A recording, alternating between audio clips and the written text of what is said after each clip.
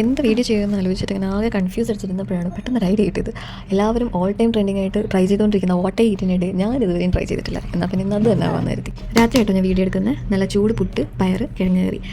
ഞാൻ എപ്പോഴും ഇങ്ങനെ ഉണ്ടാക്കാറില്ല. എനിക്ക് ടൈം കിട്ടുന്ന സമയത്ത് മാത്രം ഉണ്ടാക്കുന്നതാണ്. അല്ലെങ്കിൽ വളരെ ലൈറ്റായിട്ടുള്ള ഫുഡായിട്ടായിരിക്കും ഞാൻ ചെയ്യുന്നത്. രാവിലെ എണീറ്റപ്പോൾ നല്ല അടിപൊളി എഗ്ഗാണെന്ന് തോന്നിക്കാത്തൊരു കറി ഹസ്ബൻഡ് ഉണ്ടാക്കിയിട്ടുണ്ട്. ഭയങ്കര ടേസ്റ്റ് ആട്ടോ. അപ്പോൾ ഞാൻ അതിൻ്റെ കൂടെ ഇൻസ്റ്റൻറ്റ് പൊറോട്ട ഉണ്ടാക്കി. ഞാനത് കഴിക്കുകയാണ്. അതുപോലെ തന്നെ മോന് കുറച്ച് കട്ട് ഫ്രൂട്ട്സും ഇൻസ്റ്റൻറ്റ് പൊറോട്ടയിൽ തന്നെ ജാമൊക്കെ സ്പ്രെഡ് ചെയ്തിട്ട് ഒരു റോൾ ഉണ്ടാക്കി. അത് അവന് ഭയങ്കര ഇഷ്ടമാണ്.